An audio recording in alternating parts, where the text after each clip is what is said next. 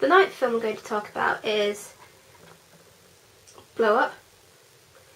It was directed by an Italian director, Michelangelo Antonioni, and was released in 1966. Basically, the film follows the story of Thomas, who is played by David Hemmings, and he's a photographer in London. And one day he happens to be in the park and he spots a young woman and a fairly aged man in the park, just having some fun. Not that kind of fun, by the way.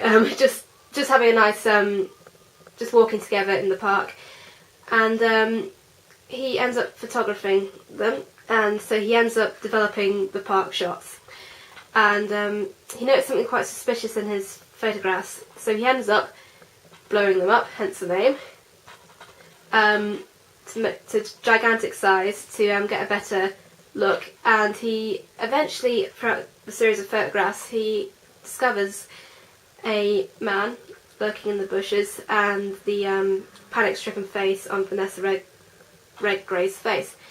And eventually he goes back to the scene of the crime and finds a body there. So this is just a nice, quirky, arty-farty thriller, which heavily delves into the mod scene. For example, the fashion and makeup. For example, Thomas's fashion models.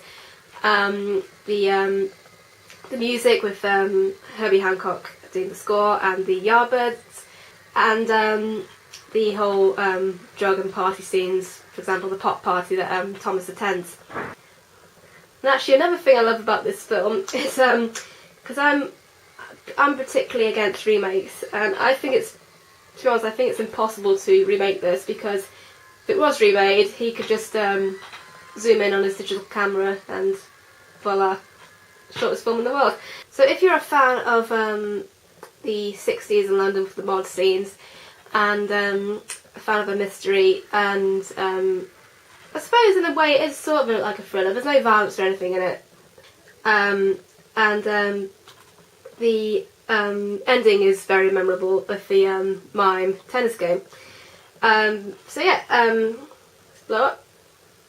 Now, Devil Child films, you've got The Exorcist, you've got The Omen, and you've got Roman Polanski's Rosemary's Baby. Actually, I probably should have said Rosemary's Baby first because it came out before The Omen and The Exorcist.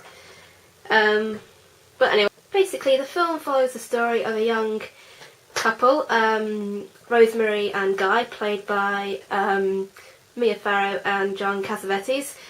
Quite an age gap actually, as the young Mia Farrow had just entered her 20s, whereas John Cassavetes was well into his 40s at the time. Actually, quite ironically, at the time, in real life, Mia Farrow was actually married to Frank Sinatra, who was in his 50s, and she was in her early 20s.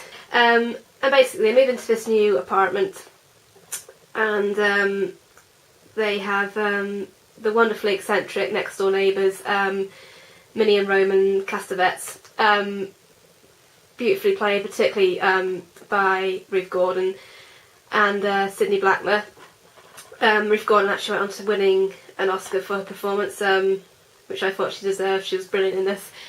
And then one night, Rosemary appears to have a terrifying nightmare when she's raped by something, as she describes it, someone inhuman. And not long after, she realises that she's pregnant, and she starts to become suspicious and thinks that her pregnancy and the behaviour of her mysterious neighbours, and then the ever-changing behaviour of her husband, Guy, and the nightmare are all darkly linked, and at the terrifying climax of the film, we, the audience, and Rosemary learn that just how darkly linked those aspects of the film are. What I personally found really effective and frightening about Rosemary's Baby is the sense of when we think we're in danger, but we don't quite know what the danger is, and no one around us will believe us or help us. And the fact that she's pregnant, Rosemary's pregnant with her, well, she thinks innocent baby, she feels that she has to act as a barrier between her innocent baby and the evil outside world. And throughout the film she succumbs to paranoia and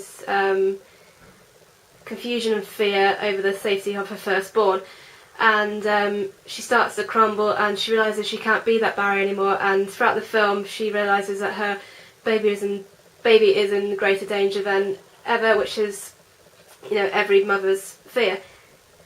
Now, I was actually watching a programme a little while ago about horror films. They were just basically interviewing different celebrities on their favourite horror films, and they were interviewing one actor, and I can't remember who it was, but he says something which I agree on, which equally makes the film more kind of frightening.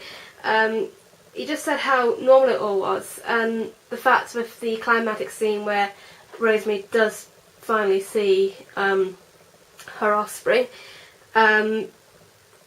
he mentioned how normal it all was. Like the witches didn't look witchy at all. They just looked like your everyday people you see walking down the street.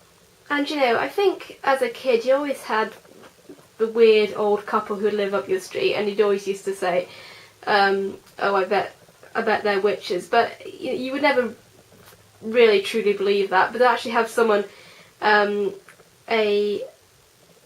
small group of people who seem completely normal, maybe a bit batty, to actually be devil worshippers, it really adds to the effect of the film, and the fact that none of them are Marilyn Manson lookalikes, it just adds to, I think, the fact that they all appear so normal makes the film even more scary. And yeah, so that's film number 10, Rosemary's Baby.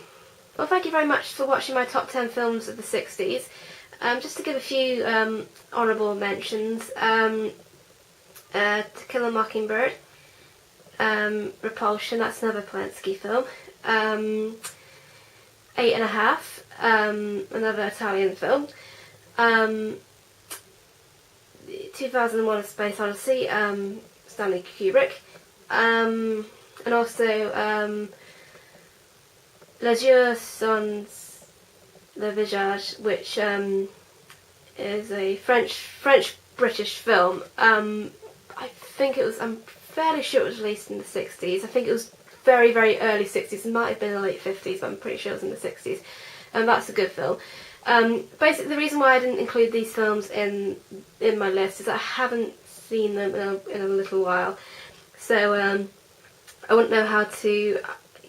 I do remember the stories, but I don't think I could review them in detail.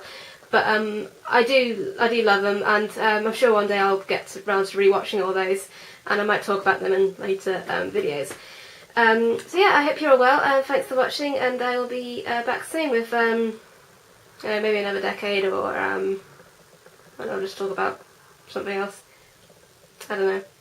I'll think about it, but I should be back soon with another video soon, and yeah, thanks for watching. Bye!